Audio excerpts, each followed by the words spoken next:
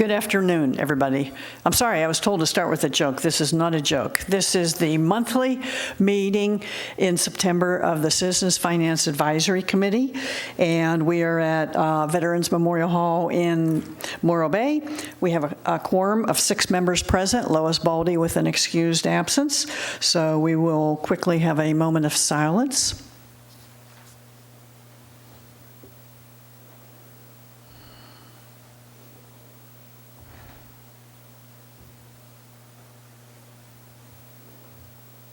And let's rise for the pledge, please. I pledge allegiance to the flag of the United States of America and to the republic for which it stands, one nation, under God, indivisible, with liberty and justice for all.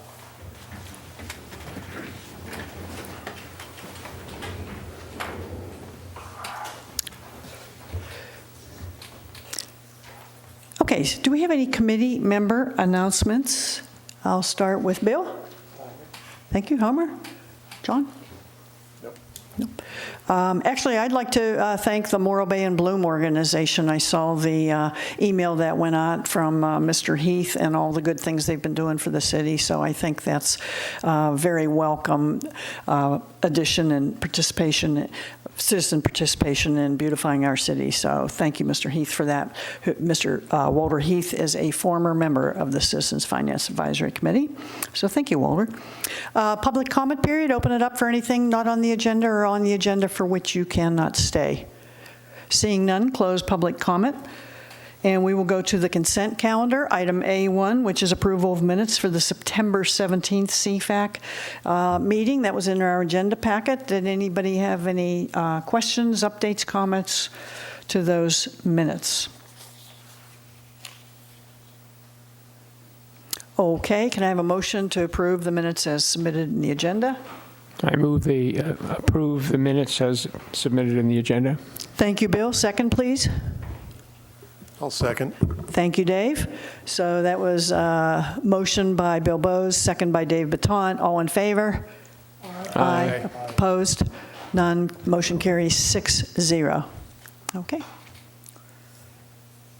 All right, let us proceed immediately then to item B1, which is a brief finance update, as well as we will discuss the budget in brief. But initially, Jennifer, would you like to summarize or go over, give us a budget update, please?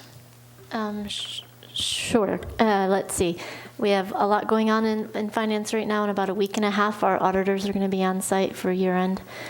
So we're rapidly trying to wrap up all of the schedules and work papers for their arrival. In addition to that, we're closing out the first quarter of 1920, and this is the time of the year that we start working in 3 fiscal years, because we'll be looking at budget soon too for 2021. So we have to be very careful about which year we're speaking to at this point. Also, you have the budget brief in front of you. This was in August.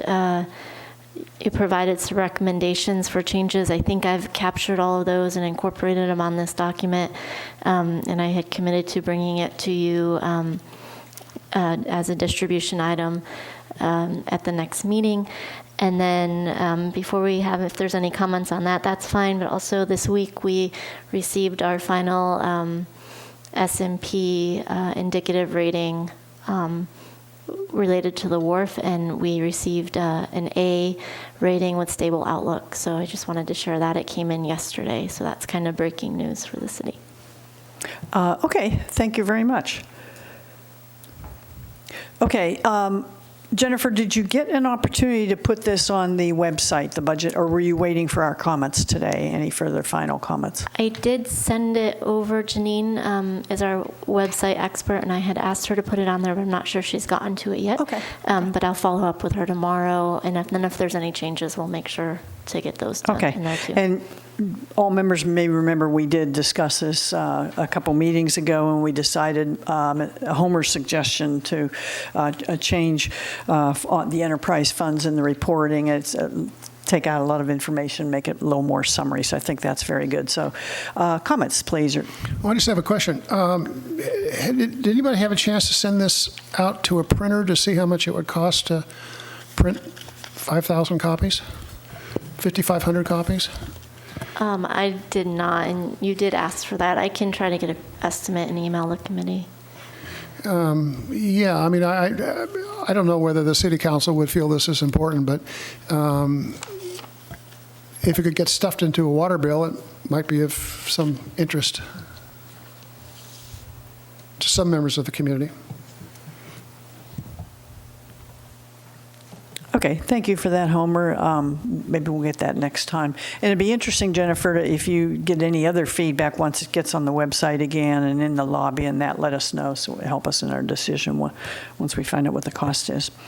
Any other comments, or is everybody okay with it as it is, or? No, I think it looks very good. Thank you, Bill. I agree. It looks good. Good. John? Bart, are you okay? It looks good. My suggestion, rather than 5,500, is just if they're available at council meetings in the back, because that, you're talking about people who are very interested, if by definition they show up, versus bills that typically people go and find their bill, or in my case, I get an electronic one, so I'm not looking. But I think in the back would be great. Good idea. Maybe we can do that. We can do Start with that. 100 and see how many are left in the pile after 300 people pile into the room. And Absolutely. We can certainly put them in the city facilities and bring them to the meetings. okay, that would tell us. All right, thank you all. This has been a long process, so thank you, all of you, for your participation. We've been working on this for a couple of years, and we still, based on feedback from the public, are very interested. We may still make some changes, adjustments, but as it is right now, I think this is really good to go. There's a lot of good detail here, and we try to focus on the general fund and then summarize the enterprise funds. So thank you all. All right. Moving right along, that brings us to item B2 and item, excuse me, before I go to that, we had discussed last time, Jennifer, about the Measure Q. I guess we didn't have any information ready for today's meeting. We'll hit that next time, right? Yeah, I had mentioned that we might be able to have that ready with getting prepared for audit. We didn't have capacity. It was discussed for the first time, I think, in November last year as well. Okay. So we're kind of tracking along that path, but you will definitely have it in November along with first quarter. Okay, that's perfect. Good. All right, now we can move on to item B2. Open it up for public comment. Any public comment on item B2? Seeing none, thank you. I will turn it over to, I believe, Mr. Eric Casares. You ready? Thank you. Thank you, Chair. Members of CFAC, Eric Casares, the WRF Program Manager. We're just pulling up the presentation on the quarterly report up here shortly, and then I'll get the clicker, and we should be good to go.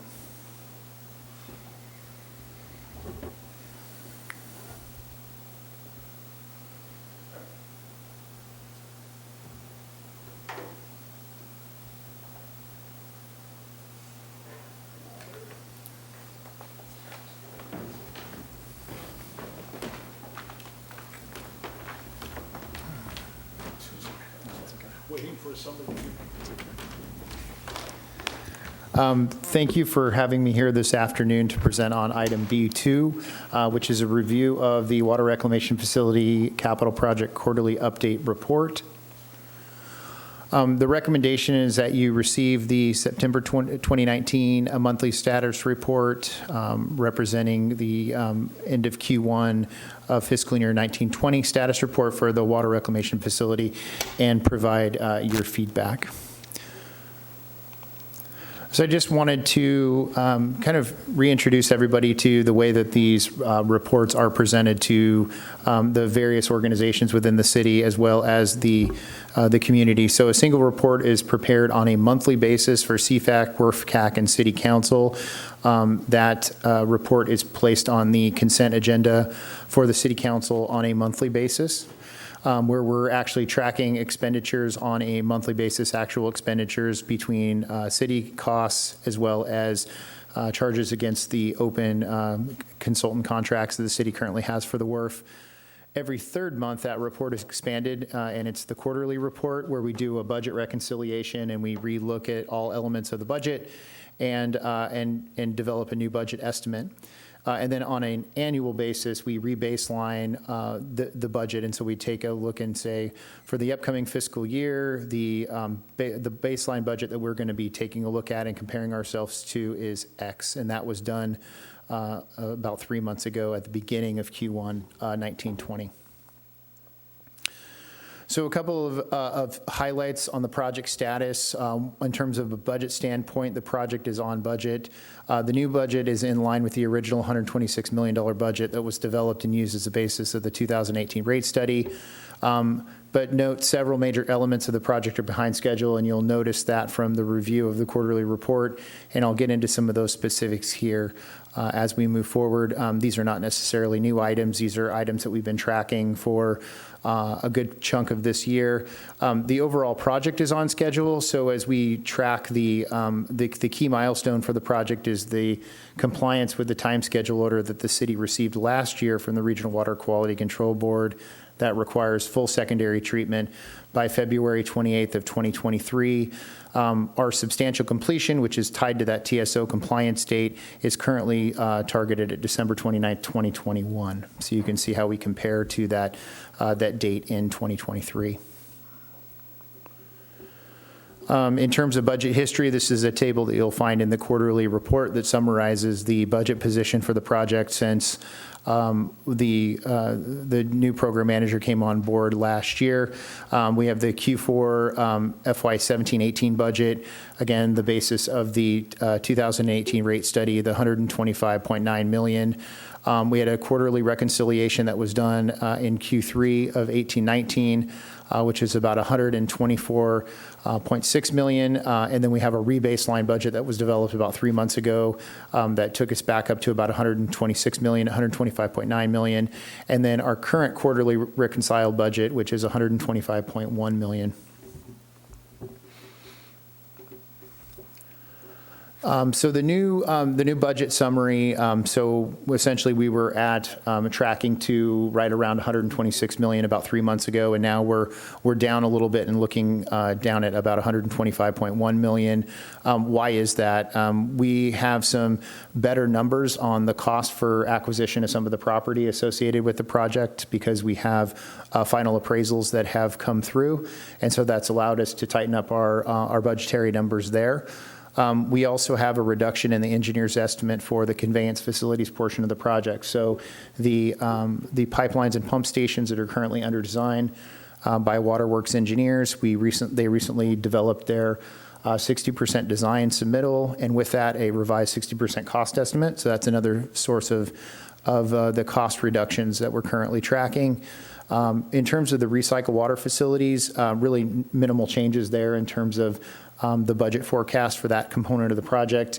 As you'll remember, that portion of the project is the one that's the least advanced at this point in time. That really consists of the injection wells that will be used to inject the water into the lower Morrow groundwater basin. In terms of general project costs, costs for the program manager and a number of the other technical team members that roll up to the general project line item, there's really minimal changes in terms of the long-term projections in those costs as well. So that's where the source of the cost changes are coming from, really the WRF project itself, but to a larger extent, the conveyance facilities component of the project. Key accomplishments and challenges over the course of over this last quarter. You'll note that a number of these things are really geared towards starting construction of the WRF facility. Again, our target is to start construction of the WRF towards the end of this month. But in terms of some of the accomplishments and challenges, we delivered the draft programmatic agreement to the State Historic Preservation Office several months ago, and we've been actively working with them to finalize that agreement. That's a key item that needs to be completed before the funding agencies can close the books on their environmental process and allow us to start construction. We also delivered draft special conditions for the coastal development permit to coastal staff within the last month. So back in July, the city received a notice of intent for their coastal development permit, which is essentially we're giving you a coastal development permit, but you must meet these special conditions. 4 of them need to be met, number 1, 2, and 6, as well as 13, all need to be met before either the coastal development permit can be issued or construction can begin on any element of the project. So we are well on our way to getting our coastal development permit here in the next couple of weeks. Again, the challenges will be issuing that notice to proceed before late October. We've got some challenges, some recent challenges that we're working through in order to meet that requirement. Also, the conveyance facilities, as we've discussed previous this year, some issues with construction and delay of construction of that component of the project, mainly in the ability to complete the field investigations to advance the design effort. So that's another key challenge, and we're looking for ways to expedite the design schedule for that project. As I note here, one of the things may be the elimination of some of the intermediate design deliverables, but anything we can do to speed that up and get that done as quickly as possible. We're also working on the easements necessary to be able to construct all elements of the pipelines throughout the city. There are some easements that are required from some PG&E and from Vistra and from other folks that we're currently working on at this point in time, but that's something that is demanding a lot of our attention and resources at this time.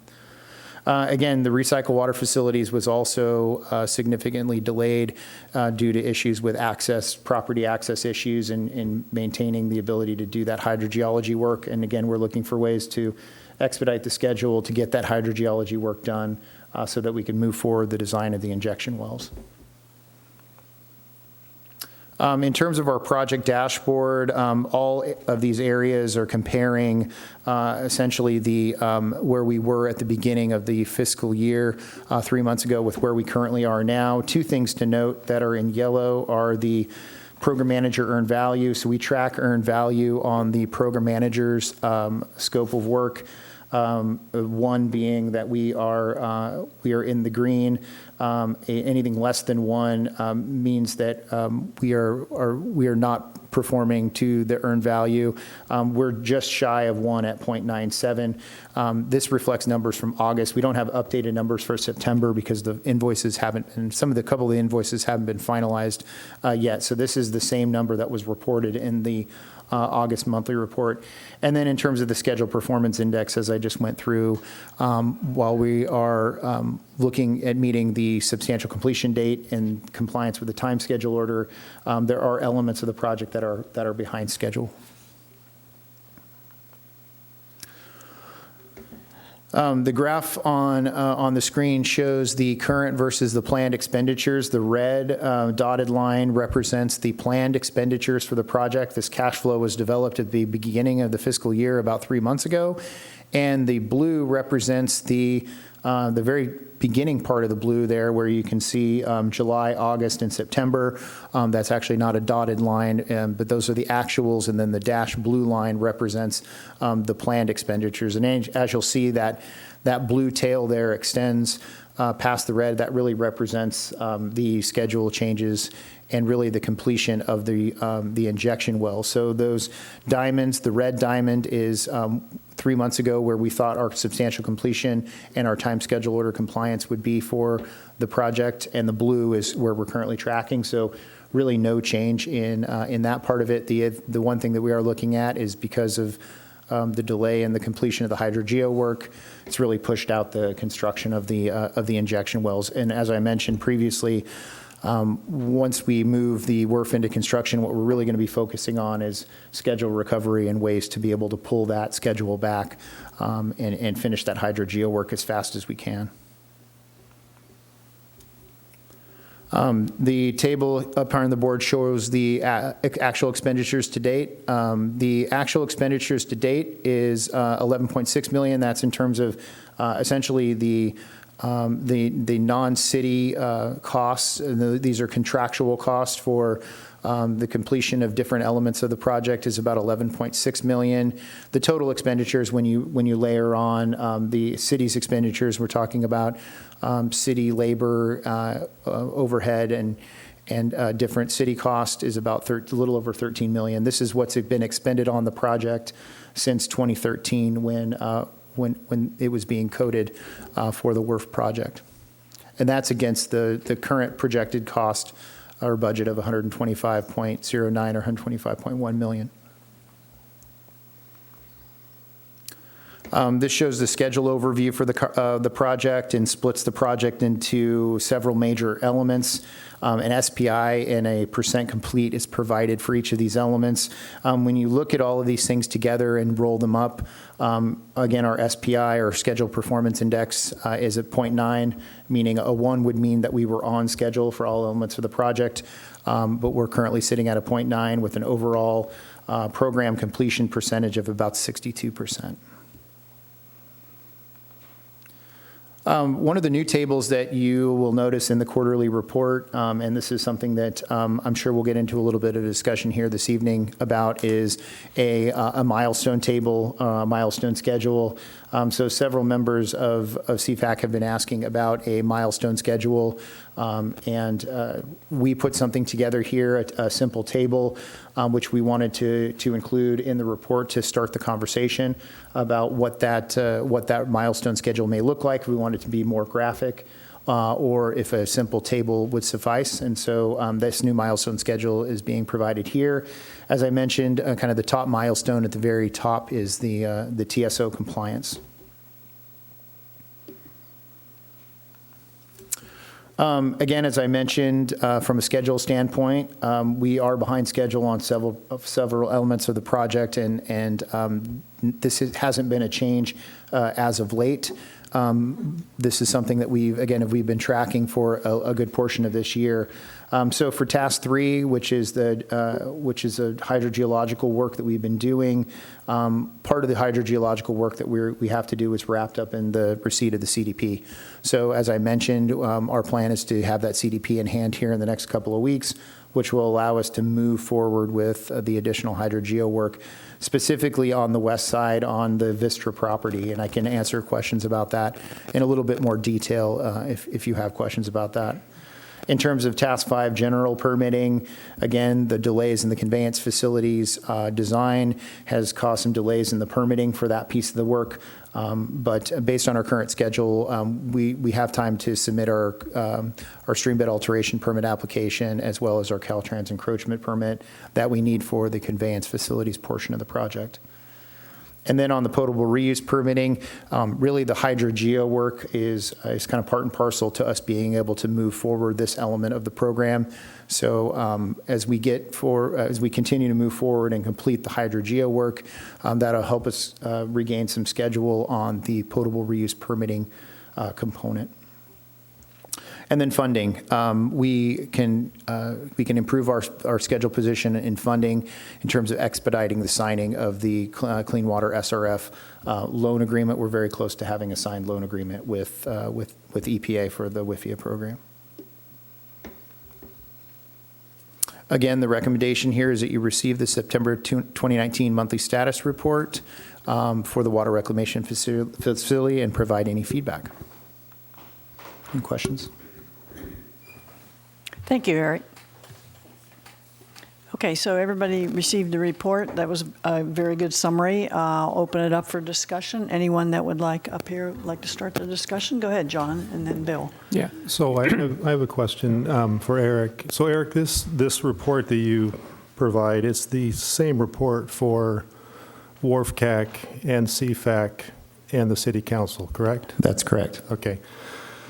So our job as the CFAC is to focus on the financial aspects of this report and not the technical aspects. So I would request that the members of this committee, in fact, do that and not spend time at this meeting talking about any of the technical aspects of the report. Okay, thank you, John, for that comment. I would agree.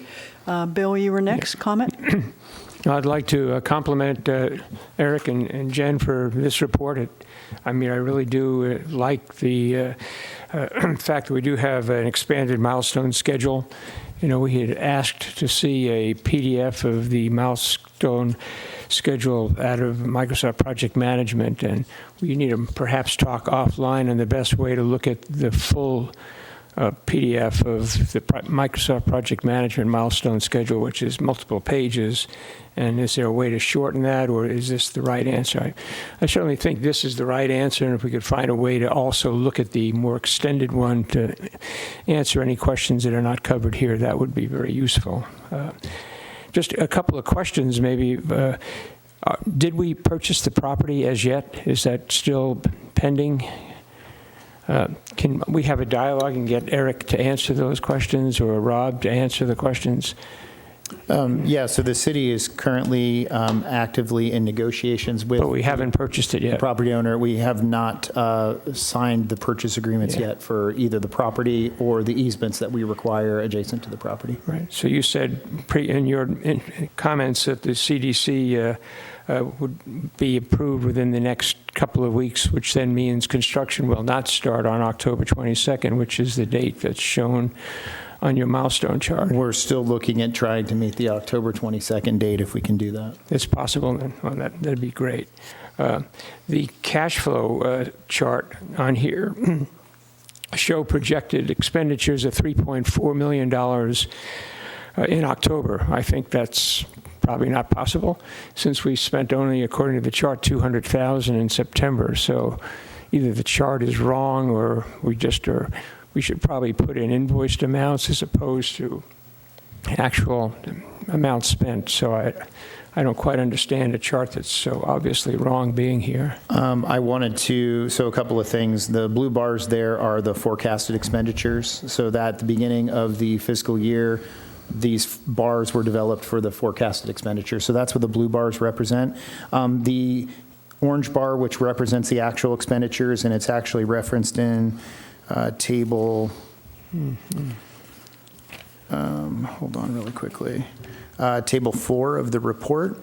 The spend for September looks artificially low. The reason for that is we don't have, and it really has to do with just the timing of when this report had to be completed. We have not received invoices for either the Corolla program management invoice. The design build team design invoice is not represented here, and the Waterworks design team invoice. Those three invoices were not available when this report was finalized, and these numbers were set for the month.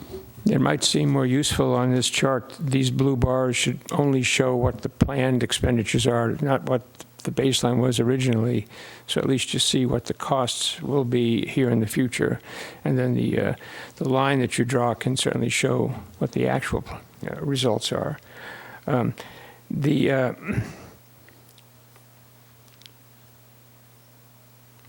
was I going to say? One of the milestone chart that you put together ends up showing, next to last item shows conveyance pipeline installed. Bill, which page are you on? Well, this is I guess they call it the stoplight chart, or you call it a milestone water. It'd be page 7. Project performance measures. Page 7 of the table 3 of the report. Page 7 of the report. I think it's a really good chart, but the one item, and I can appreciate the problem, conveyance pipeline installed. Well, since nothing happens until like May of 2020 is when you're even going to award a contract, and you'll have significant progress by 21 sometime, but yet conveyance is behind, and it's really important. It may be another way to show some measure of performance of when the contract is going to be out for bid, or some other measure there, but it's clearly conveyance pipeline. If that were something being followed, that is not green, you're behind, which this chart gives a miss. If it's just pipeline installed, sure, there's no pipeline planned to be installed until after there gets to be a contract, and a contract won't be awarded until your current chart, I think, says now December of 21, so it's a long ways away. So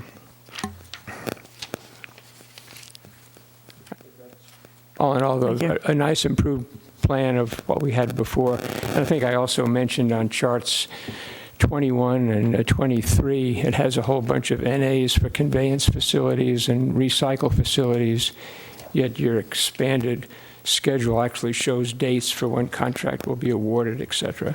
So I think prior to submitting it to City Council, we should insert the actual dates on those charts. Yeah, so for table 20, let's see, it would be table 21 and table 22 at the top. 23. Or 23, excuse me, where there's a number of different dates. We've been using those dates to show the actuals, but we can input those milestone dates from the milestone Yeah. schedule in there and denote them as planned or Yeah, just to get rid of the projected. NAs, because there really are dates now with you, which is good. Yep. Okay, thank you. Thank you, Eric. Homer? And a couple questions. On table 1 on page 18,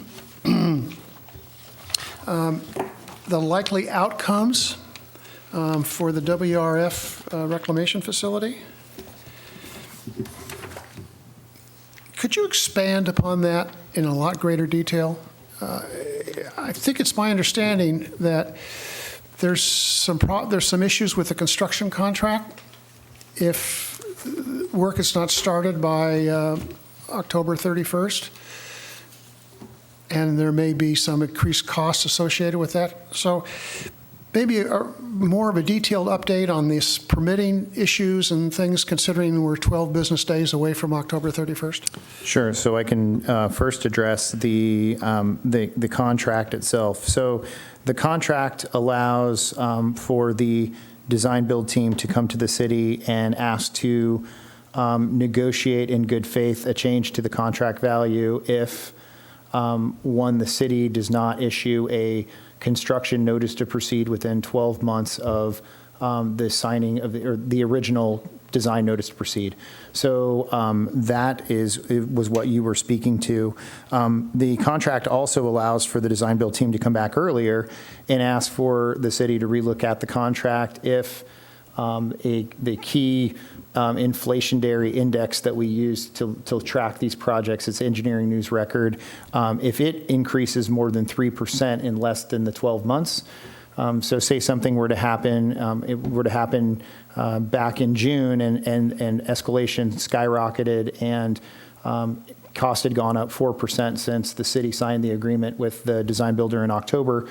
The contract would have allowed the design builder to at least come to the city and say, listen, escalation has gone up 4% in the last 7 months.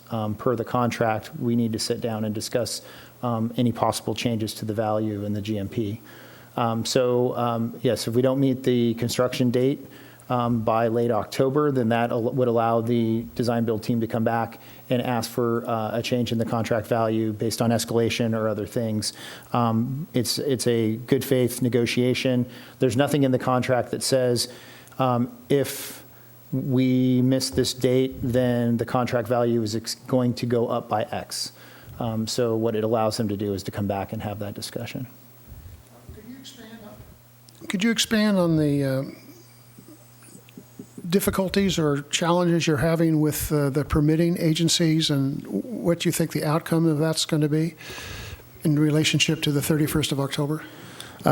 So the permitting challenges are really associated with some of the additional consultation work that's required because of the federal dollars the city's going to be taking from WIFIA and through SRF as well. It's a state revolving fund, but those dollars have federal cross-cutters tied to them.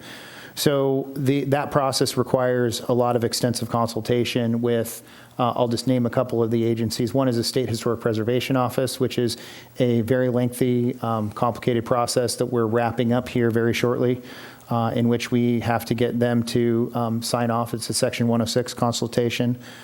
We also had to go through consultation with National Marine Fisheries Services, U.S. Fish and Wildlife, and we are trying to resolve some recent issues that that have been brought to our attention with the U.S. Fish and Wildlife on some of the endangered species that they've identified.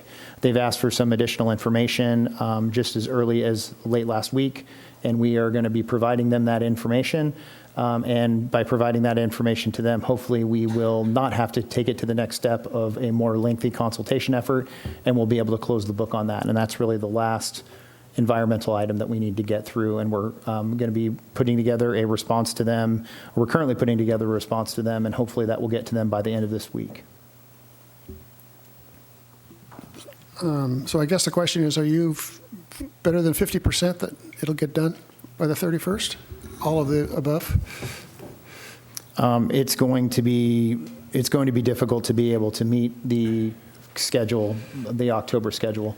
And we are starting discussions internally with the city and starting discussions with the design build team about what the impacts could be.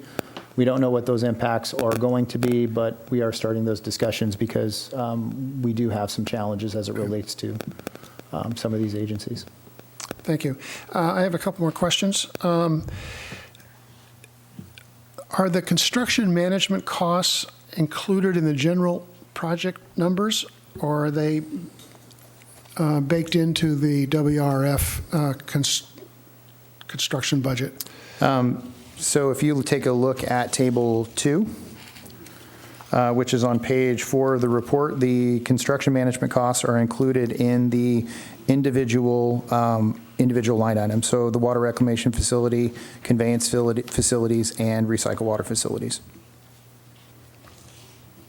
So it's not included. The construction management and construction oversight effort is not included in the general program line item.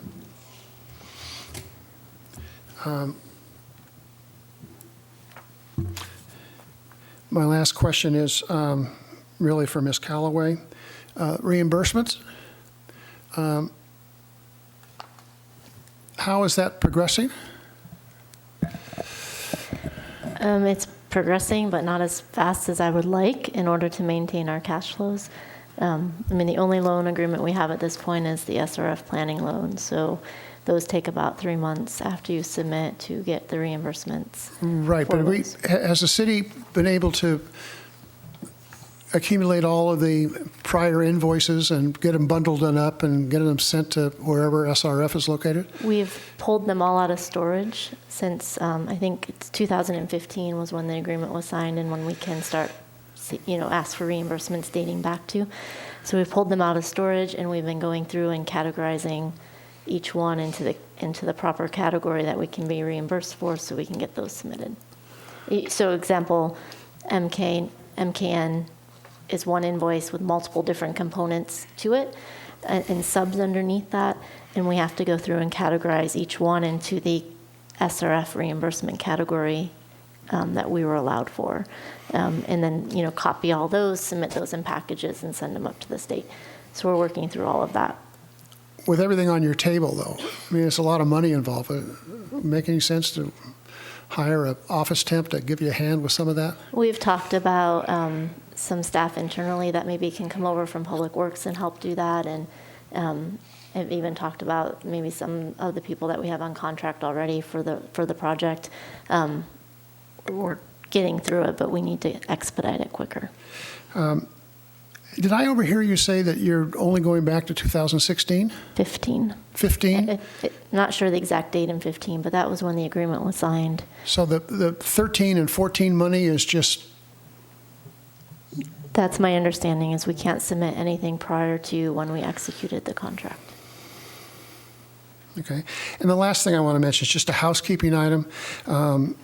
In the general overview, you talk about starting the conveyance street pipeline and lift pump station construction in July of 2020.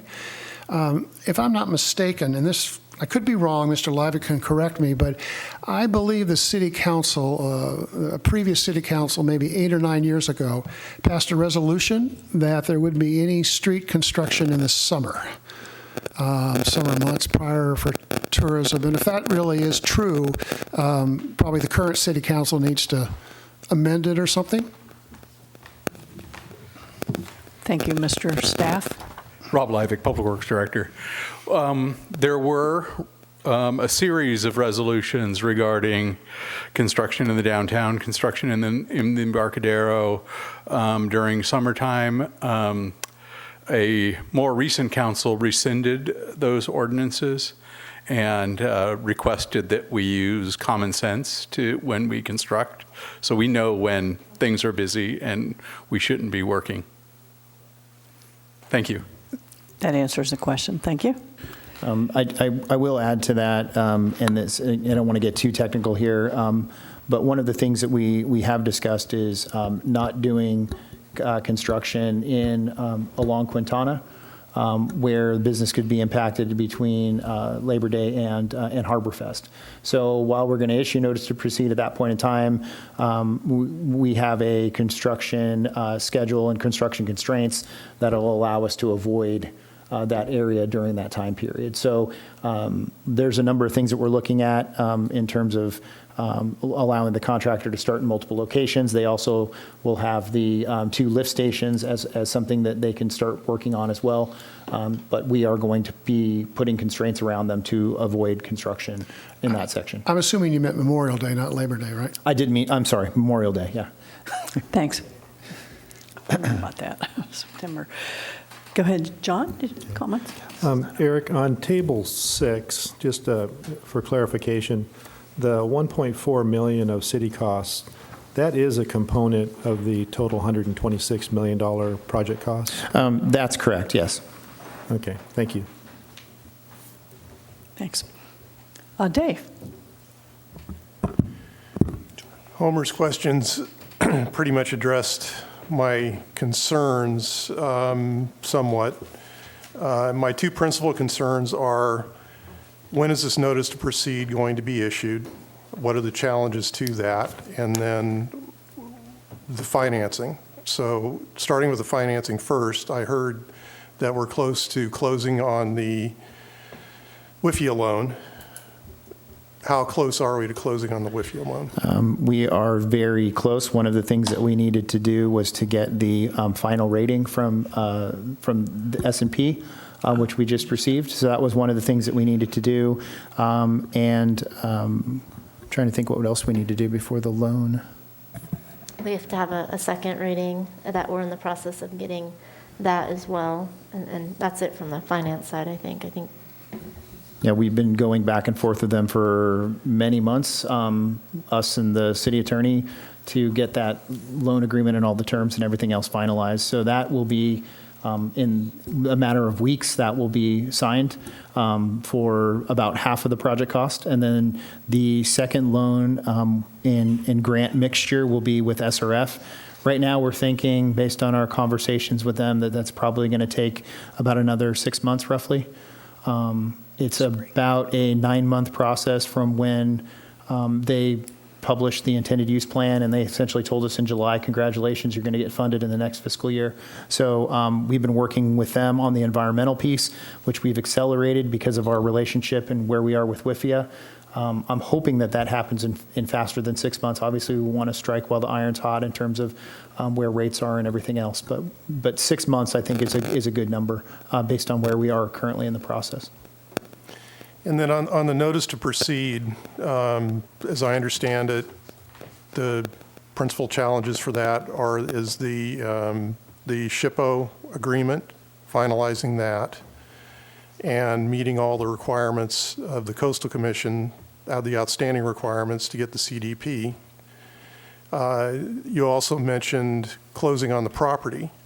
Will a notice, let's say you satisfy the CDP requirements and the SHPO agreement requirements, can the notice to proceed be issued prior to closing on the property? I want to answer that. I'm going to let Rob answer that question if we can't answer that question. We're in the middle of the negotiations, so I don't want to make sure that I don't say anything I'm not supposed to. Both property owners agreed for access during the escrow period. So, yes. So That's not construction. the notice to proceed can be issued, but the actual groundbreaking, the actual start of work would have to take place Just assu- After the city actually owns the property, I would assume. Is No, that just correct? after the purchase agreements are signed. So as Rob mentioned, we've negotiated that with both the property owners. I wanted to make sure that that was something that we could share. So yeah, we don't have to wait for the close of escrow. We do have terms Okay. in there regarding the maximum length of the escrow period, but it's essentially once we have those purchase agreements signed, we can access the property. So what are the risks associated with the design-build contract and the design-build contractor? You mentioned that they can negotiate a price increase in good faith if the notice to proceed doesn't get issued in October, if I'm understanding that correctly. How much of a risk is that? Because it seems to me that we're handing them leverage to request price increases that, and is that going to blow the $126 million maximum budget? We are, again, I mentioned we're starting discussions with them, and it's the way that the contract is written in order to provide them it has to do with the time value of money, essentially. And when they signed the DB agreement, it came along with that, the anticipation that they would start and end construction before a certain date. So as that start date pushes out, they're already pushing the schedule pretty aggressively in their base contract in terms of the actual construction duration. So that end date just pushes out. And so that's what they've got in the contract, and we negotiated with them in the contract to give them the ability to come back and ask for additional money, really to do with the escalation costs. And I don't disagree with that. There's been conditions that have been beyond their control, conditions that have been beyond the city's control, including pushing out the hearing for the Coastal Commission to get the CDP approved by the commission.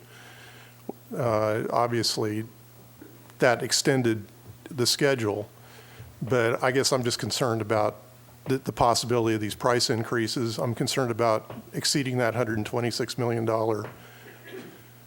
budget, and I guess anything that could be done to get that notice to proceed issued in October, I would hope can happen, if at all possible. We're working every angle at this point. It is. You make a good point. There were some things around the coastal development permit that have made it difficult with the decision to push out that hearing. And then all of these things that are currently really holding up this environmental process that I keep talking about. I'm not talking about the CEQA process that we got through last year and the addendum that we got through the last couple of months. With this federal money comes a number of different hoops that you have to jump through, and all these different consultations and everything else we wouldn't be doing if we weren't taking the low interest money from EPA and SRF. Okay, that's all I have. Thank you. Thank you, Dave. Would just add on that, internally we're meeting regularly to discuss where we're at and if we can meet that time frame. Definitely have some challenges, but we're doing everything possible to try to meet that, and hopefully we will. But there are some challenges that we just have to try to overcome. Understood. Thank you. One quick thing back to, I was opening up some things as we were talking. Mr. Alexander, to your point, the expenditures for fiscal year 12-13 are about $28,000. So you were concerned about the reimbursement of the planning loan, and so just to put it into perspective, the expenditures for fiscal year 12-13 were about $28,000, and fiscal year 13-14 were about $268,000. And then that goes to about $550,000 in 14-15. So in terms of what would be eligible for SRF reimbursement, it's the vast majority of the roughly $13 million that's been spent to date. No, but that was, 13-14 was a challenge. It was a difficult year for everybody. Might as well get paid for it, that's all. That's the reason I ask. Thank you. Bart, do you have any comments, questions? I do. All right. First, there's some follow-up questions that came up that I'd like to leave for my clarification before I get into some of the comments I wanted to make. There was a discussion, Eric, you gave on the escalation provision that if it exceeded 3% over the year, then they could come back.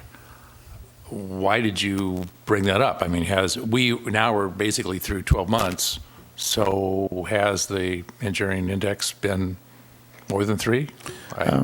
No, I think I checked it through August or through September. It was about 2 to 2.2%. I think that was through September. Okay, so that aspect, I'm not sure why you brought that in. That didn't trigger. I just wanted to be clear. Okay, you brought that in, but it's a moot point. Yeah, the only thing is that it has been misquoted in the past that if we go more than 12 months, then it automatically increases 3%, which is, I wanted to make sure I brought that up because that has been something that's been quoted and misinterpreted in the past. Okay, well, okay, wasn't aware of that, whoever was saying that.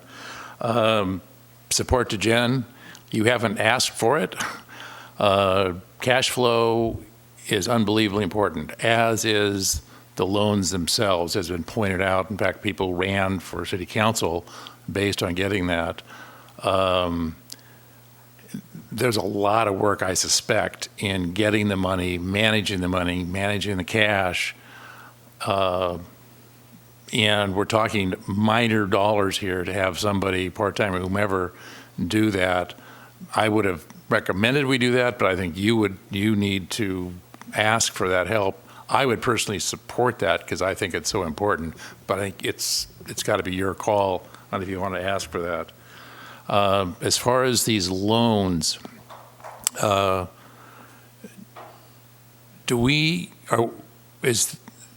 well, you may not know, but Jen, is the city council willing to start the project without both loans in place? Do we need both loans in place?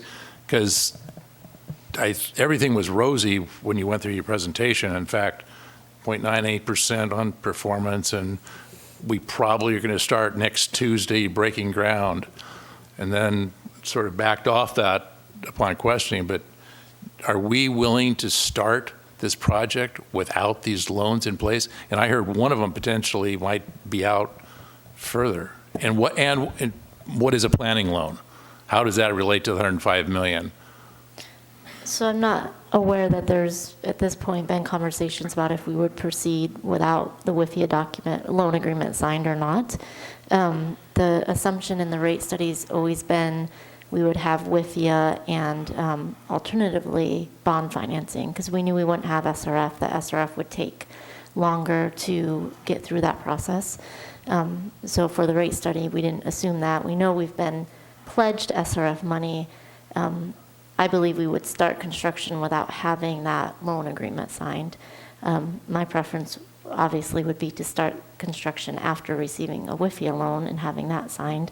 From a cash flow perspective, WIFIA is a much easier process to reimburse. First of all, their current project costs, they're not the planning anymore, so it's not pulling out invoices and going through those. They're much more accessible.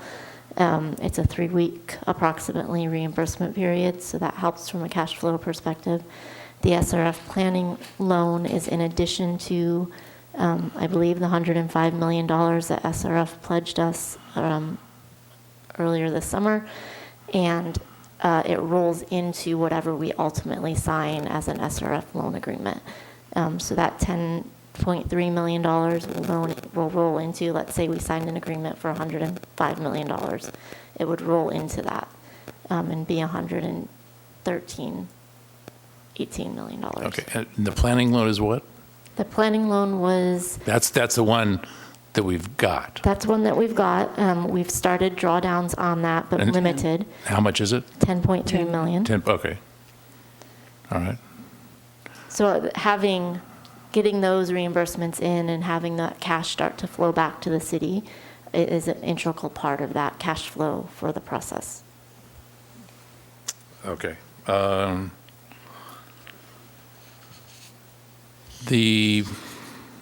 And my colleagues here basically touched on it, but I'd like to point out that up until this report, the page that talked about key accomplishments and critical challenges had only mentioned the Vistra PG&E property. That was like the whole thing. That is the only item that had been mentioned up until this report. This report, and it's been pointed out, basically says, for example, likely outcomes. The words you used in your report. The likely outcome is a failure to issue NP in October could result in increases to design build guaranteed maximum price. Further delays in the start of construction could impact the startup of the wharf and delay compliance with the TSO, time schedule order. Delayed receipt of the easements could complicate or delay construction of the conveyance facilities. Without expediting the schedule, the completion of the injection wells will be delayed. So we went to those concerns overnight, quite frankly, from where we had been. You expressed a very high possibility that next Tuesday we could start when you were asked the question if that was possible.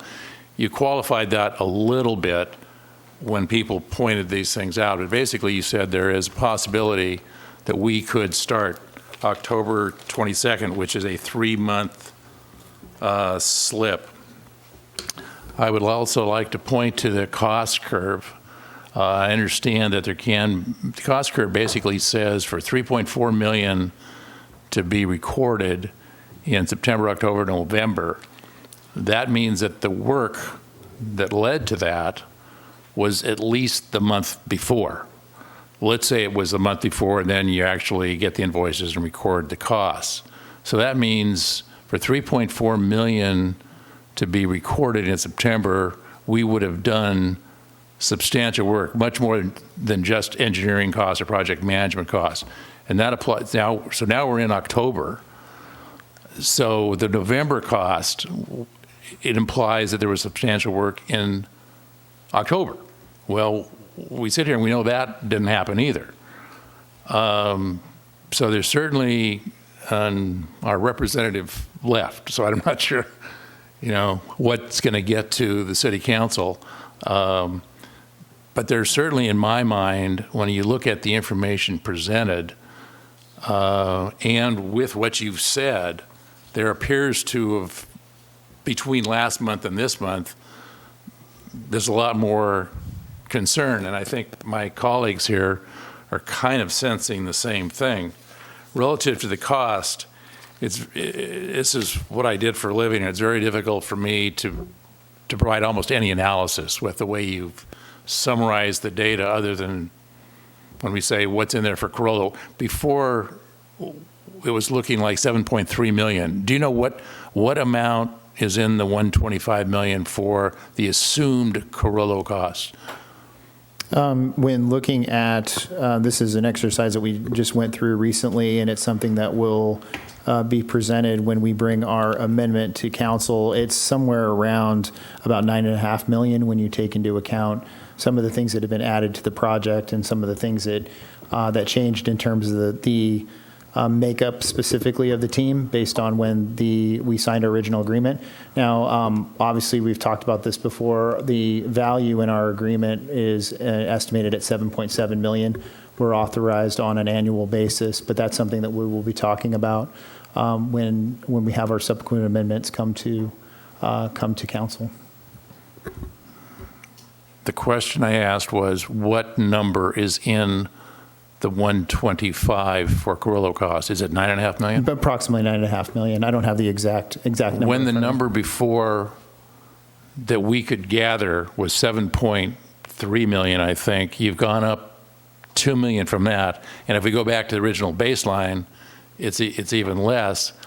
So how do we get what was the offset to the 2 million of Carollo cost, such that the estimate went from 126 to 125 when Carollo costs by themselves went up 2 million? What were the offsetting issues? Sure. So those costs really haven't changed since the development of the baseline budget.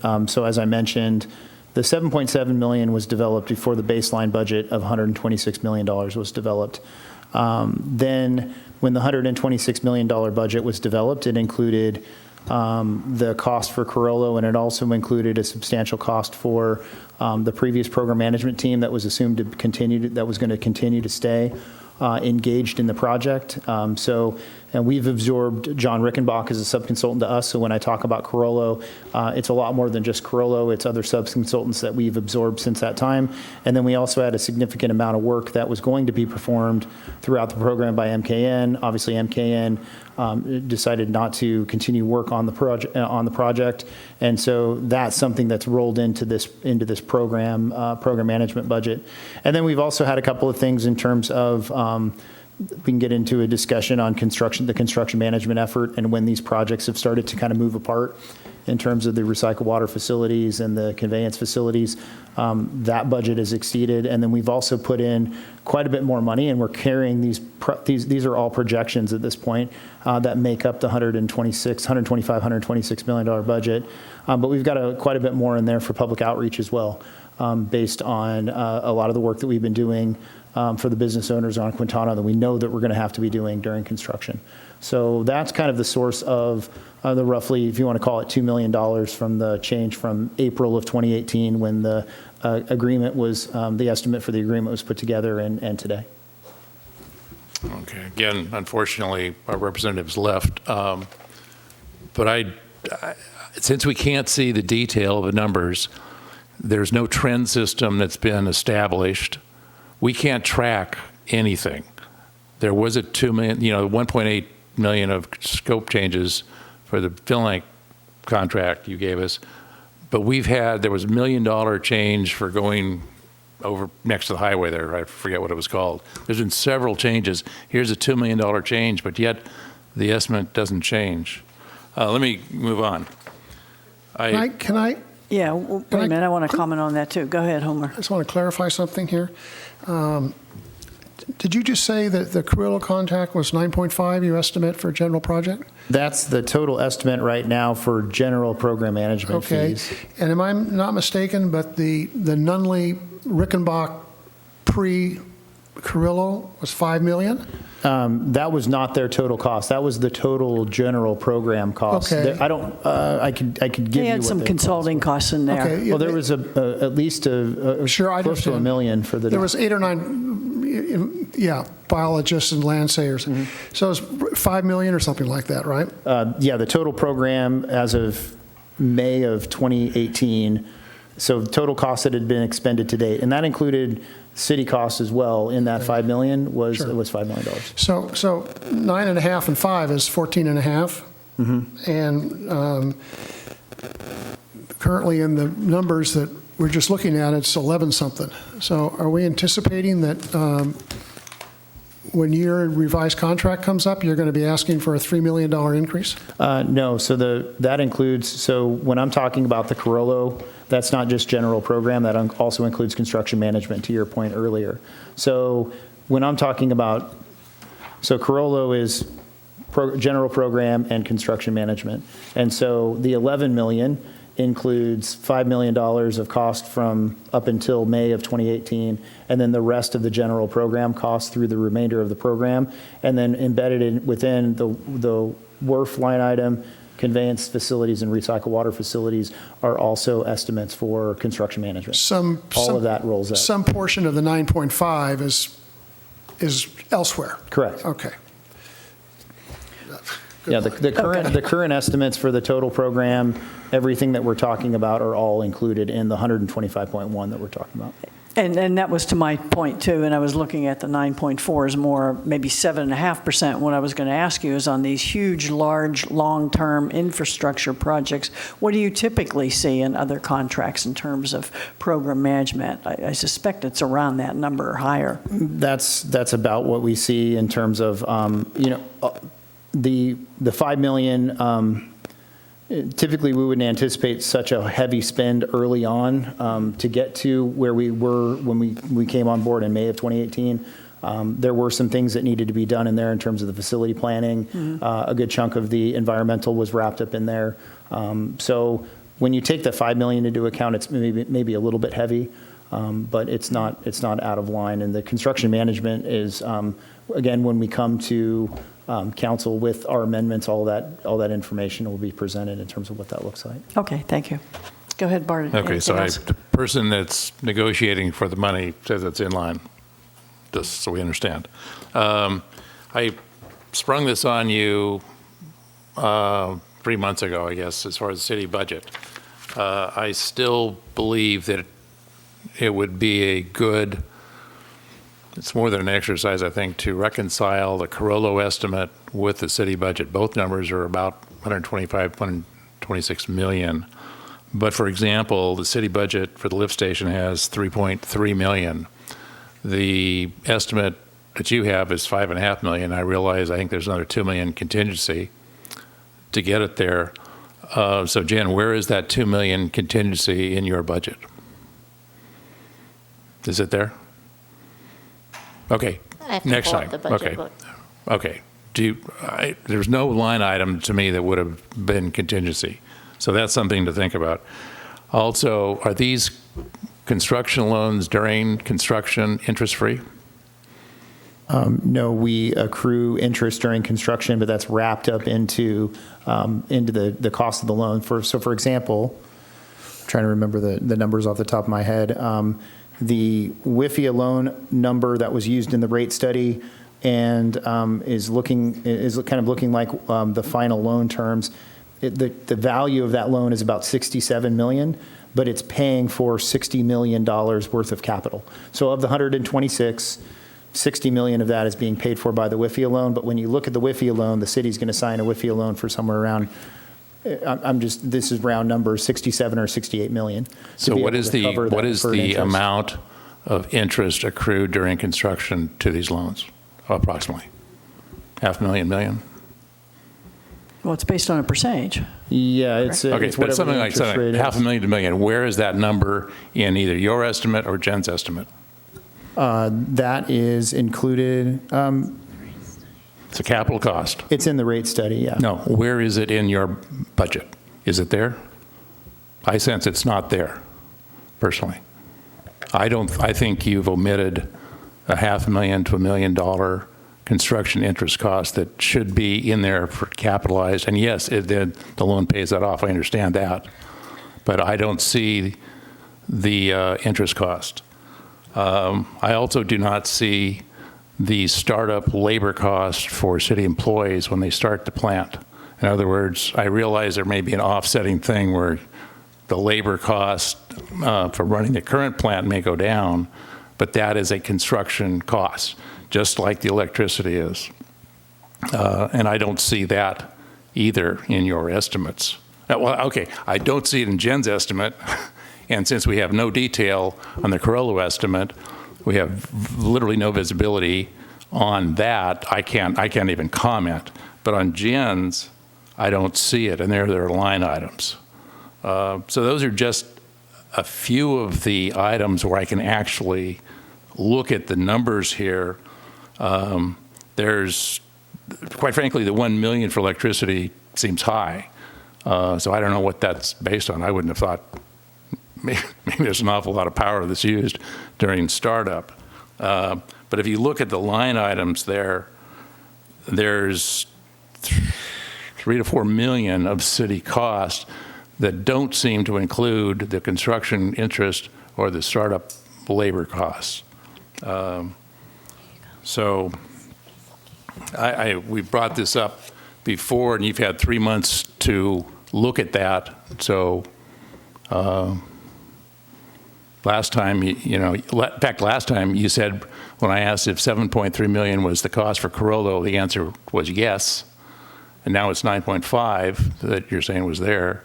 And anyway, I have a lot of concerns about the estimates, and I think correlating the Carollo estimate with the city budget would be something worthwhile. And then my last comment, generally, cost and schedule go together. So when you baseline a budget, you would baseline the schedule as well, because they go together. Those cash flow curves basically represent a schedule again. So the September, October, November $3.4 million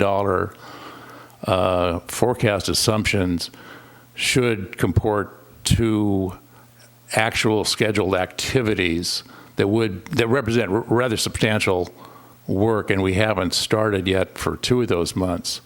And so Anyway, I don't know what gets passed on to the city council. Again, neither rep is here at this point, so possibly they're listening on television or will rewatch. But I'm hoping that they actively pursue and ask questions of you at the city council meeting. Thank you. Okay, thank you for the comments, duly noted. Once again, we're trying to keep our rule. We've asked for some more definitization of the role of CFAC and the level of detail required. And I know that's in process with the City Council Ad Hoc Committee. And I also know Ms. McPherson did indicate she would not be able to stay due to a prior commitment for the entire meeting. I know she will hear all of our recommendations. Jennifer, do you have any comments or anything? No, I was just going to say that anything that you want shared with the council should be put in a motion, and then if that's approved, we'll include that in the staff report. That's what we discussed at the last meeting. I have a couple suggestions for a motion. Okay, let's hear them. Are you making suggestions or are you making a motion, just for ease of? Okay to read a motion, but call it a draft? We'll try it. These are Bill- very general. Okay, Bill wrote something up. I thought you were going to present. Okay, all right. Okay, the first one is that the discussion regarding the challenges relating to the notice to proceed be expanded in the presentation to the City Council.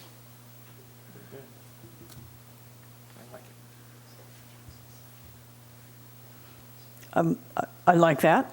This is just general discussion, and then you can formally make that motion, but Bart's thinking, or not thinking, or, That clearly needs to be, how it's worded, I'm indifferent to. okay.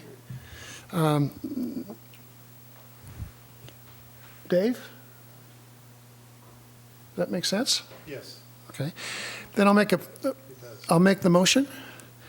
The discussion regarding the challenges related to the notice to proceed be expanded in the presentation to the City Council at their next meeting.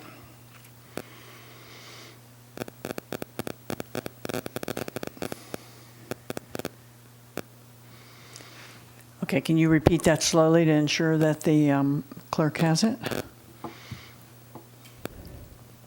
You want me to repeat it? The discussion regarding the challenges relating to the notice to proceed be expanded in the presentation to the City Council at their October 22nd meeting. Yeah, I think that would depend, Homer, if it's on the agenda for the 22nd, presumably. It is on the agenda. Okay. Thank you for checking that.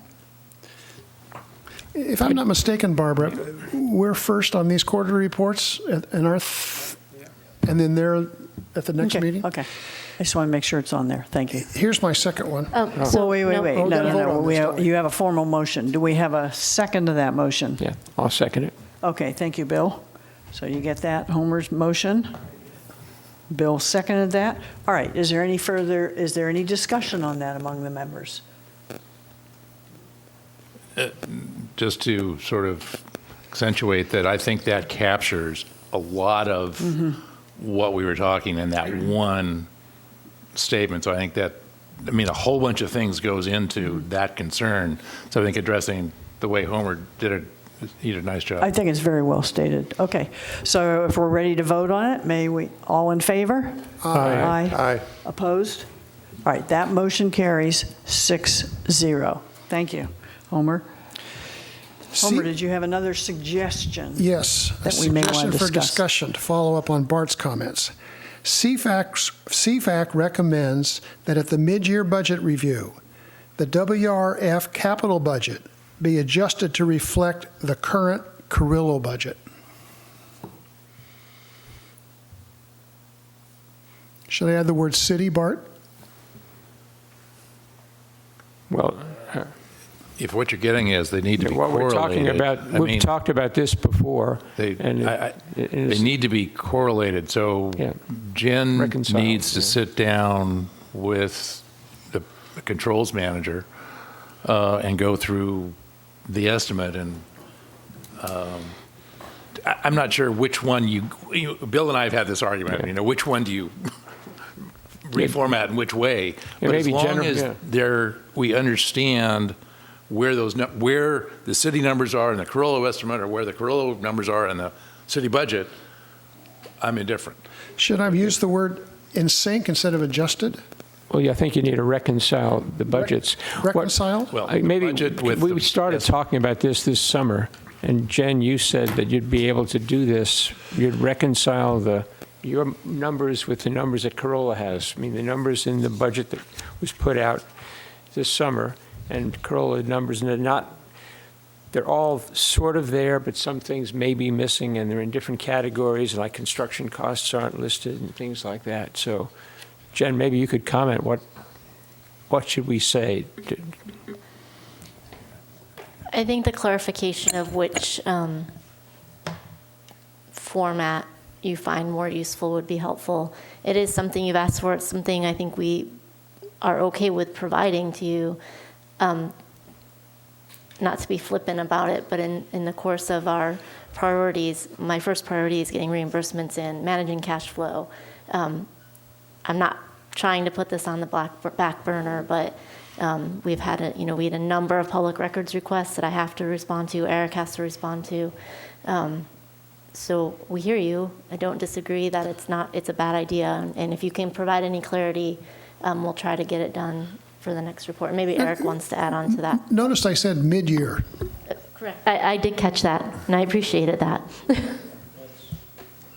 Yeah, and I don't think we have any problem reconciling our budget to the city's budget format, because we actually tag all of the line items in my budget with the city codes. We've updated all of that information, and we do we take the monthly expenditures from the city in the city's budget format and bring those into ours. So our actual expenditures on a monthly basis are one, the actual cost that the city incurred, and then as we've discussed before, our contract costs that have been spent are real time versus what the city has, and because they're not necessarily what's been paid, it's what's been encumbered essentially. So once an invoice is received and approved, in my budget tracking, I consider that as that money has left the door and that money's been paid. So we're already coordinating, and I don't think that there's any issue with us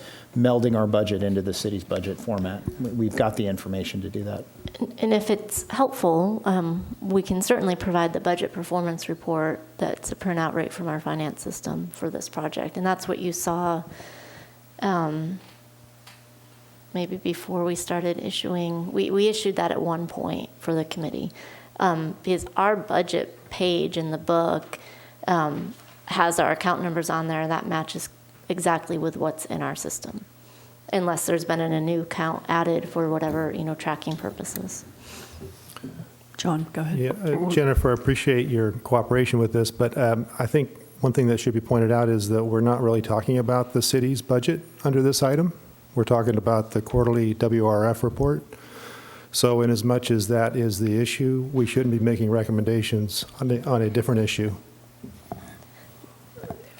And my concern would be the resources required to do this. Once again, we have the Measure Q, we have the auditors coming in, we have all these other reports and RFIs. So that's where it's a prioritization. I'm not sure I would support that motion. Or should it even be in this agenda item? Well, I think the keep in mind, concern Les- is we just don't have the visibility. One of the things that would be easy to do, and Corolla could do this, instead of spreading Corolla costs across the 3 different phases of the project, just have a separate piece, which is program costs, and have Corolla and the other contractor costs all lumped together, which is the way it is in the city's budget. That at least you'd have the visibility. Now, if Corolla costs go up as we're talking, there's no visibility to that. It'd be an easy thing to make. One thing I did want to compliment Corolla on the effort that they have. 40% of the businesses on Quintana have had one-on-one sit-downs to Yeah, I talk saw about. I would like to recommend that they accelerate that. certainly prior to the signing of a contract, which is due to happen this late spring, to talk to 100% of the businesses there, and be nice to get some feedback on the things that can be done. And I guess you are talking to the city on the feedback that you get from all of those visits? Bill, yeah. point of order, again, that's not a financial issue, so it's something that this committee shouldn't be really making recommendations on? Well, of course it is, because of the recommendation that comes out of the city, out of talking to the businesses, they need to reroute the line, then it's going to But be an that's still additional cost, technical right? and schedule that should probably go to WRF-CAC before this. And to your point, Bill, that we don't get that visibility, I see here in Table 3.4, we do see the Corel engineers' actual expenditures to date and that. That's why I'm concerned about continuing all That's of us just to- asking for yeah. more and more detail. in No, a that's different just to form. date. What is the cost at complete? I mean, that's just the current cost. Total contracted cost, okay, all Yeah. right. And the But other we are piece- getting visibility, Yeah. I'd like to go back to the motion. or the motion. Recommendation. And I understand that Bill and Bart have concern about some of the detailed line items. My concern is really not so much that. My concern is you've got two official documents that, with the exception of the very bottom line, and they currently, they're close, they're not in sync necessarily with each other. And there's a lot of people paying attention to this. If somebody grabs the wrong document, even though it's technically not on our agenda, it is a finance issue, and it is something that I think is appropriate to update when the city goes through its normal process of updating its expenses and revenue for the first 6 months of the year. I'm gonna jump in. Please do. If you don't mind. I think the recommendation related to the agendized item is what budget tracking format you want in the Corolla report, and that is a recommendation you can make, we would share with the council on Tuesday. So if, for example, you would like the quarterly report that you received to have a budget presented in a format that matches the city's budget format, that could be your recommendation. With respect to updating the city, keep in mind that the city's adopted budget was done several months ago. So when we do our first quarter report, we would come back. We typically focus on the general fund. We started to include some of the enterprise funds, I think, during the mid-year. And I think that's where Mr. Martin's referring. That's a different conversation and a different topic that's not agendized. I think for this purpose, you're talking about what you want to see in the quarterly reports, and you want to make any recommendations to the council on that. Okay, I'll drop it. I'll drop it too, but I just want to go back to say I gave some very explicit examples of things that seem to be amiss. 2 items that I believe are not in the budget. When I brought up this city budget last time, and I mentioned the example of the $1 million for electricity, this was a shock to Mr. Caceres. He had not seen this page. So I am, there are some specific things, for example, the 3.3 million here.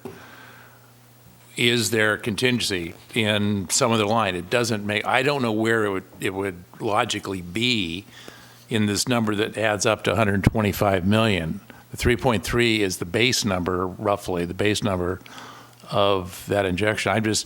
So we can move on, but I think I provided some reasons why this would be valuable.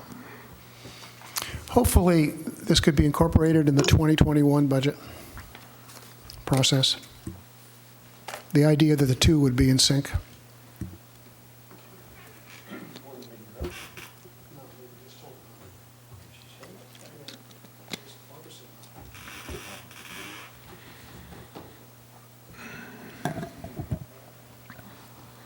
So for what to share with the council with respect to the quarterly report, we have one motion that was approved by the committee to expand on the challenges related to the notice to proceed. Is there anything else that you would like to make a motion on and take a vote on with respect to the quarterly report?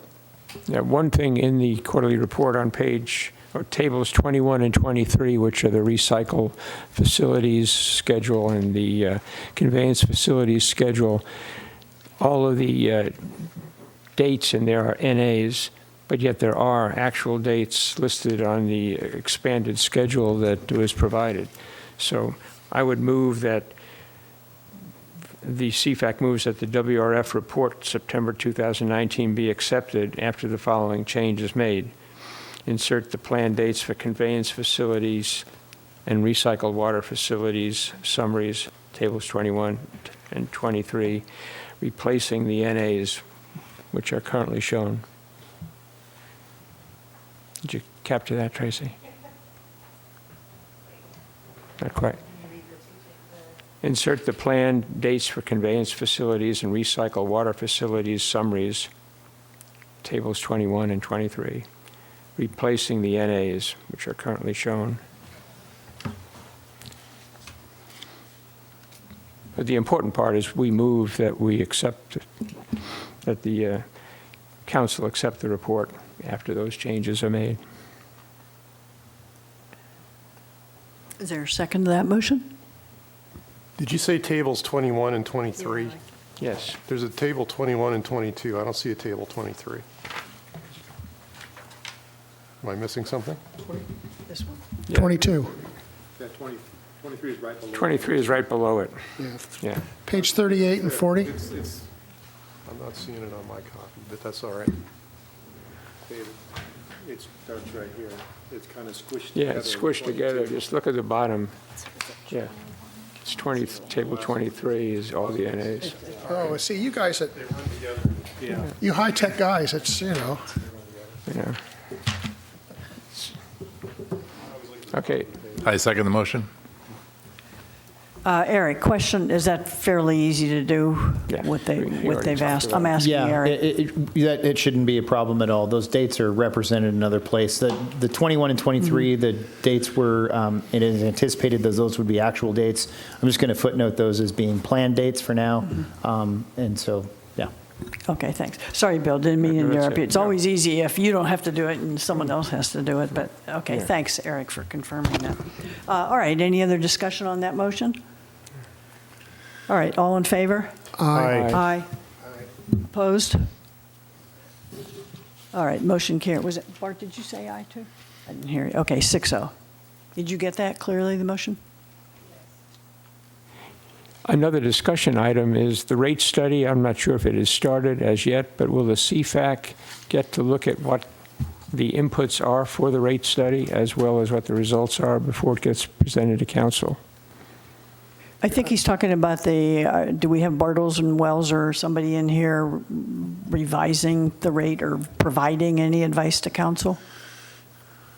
We have Wells, on contract right now, and have had discussions with them. They did some updates for us to submit to S&P to get our final indicative bond rating, but they haven't done anything in terms of updating rate costs.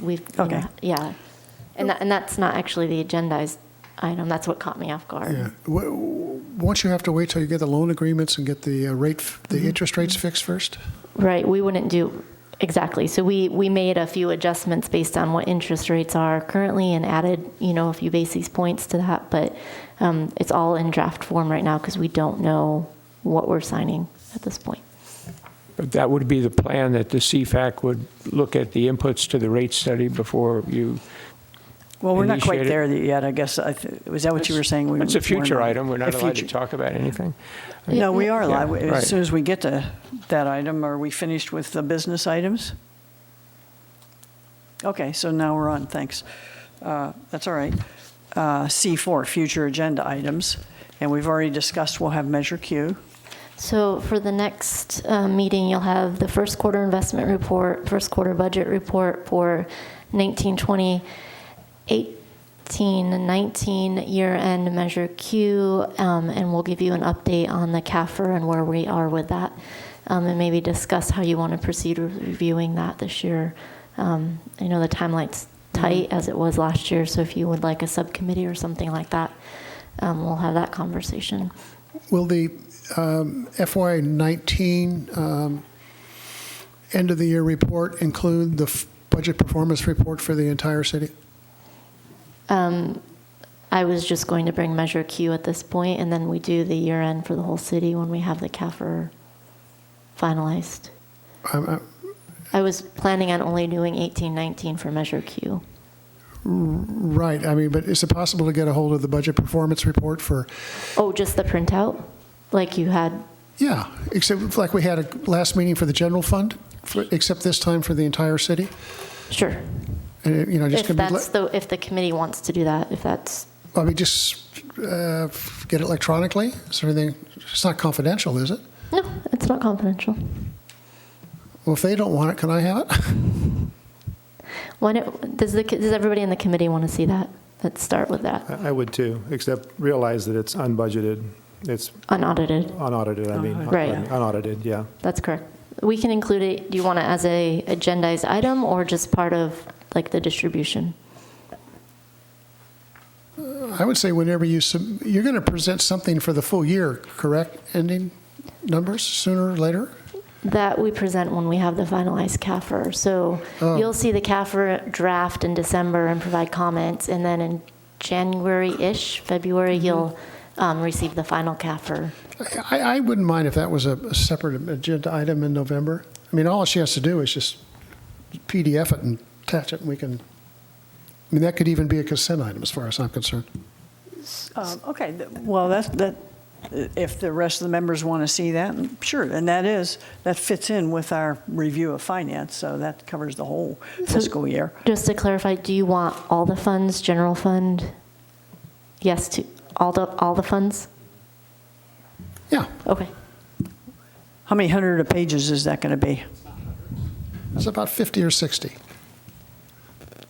I think it's going to range between 50 and 70. We'll see where we Okay. land. I haven't ran it in full yet. All right, is everybody in agreement on that, on the agenda, future agenda item? Okay.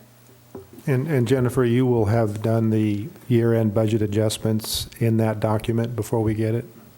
Yeah, by the time our November meeting is here, I'll probably run it right before we issue the staff report, so it'll have any entries that we've made, with the auditors here or anything like that. It would be the most up-to-date. When as far as the council-approved Yes. budget amendments for 18-19? Yes.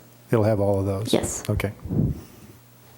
At our last CFAC meeting, when we made recommendations to the role of CFAC, we recommended to the ad hoc committee that it include CFAC reviewing all contracts and amendments to contracts that are in excess of $1 million. The amendment to the Corolla contract is over $2 million, and it has yet to be presented to the city council.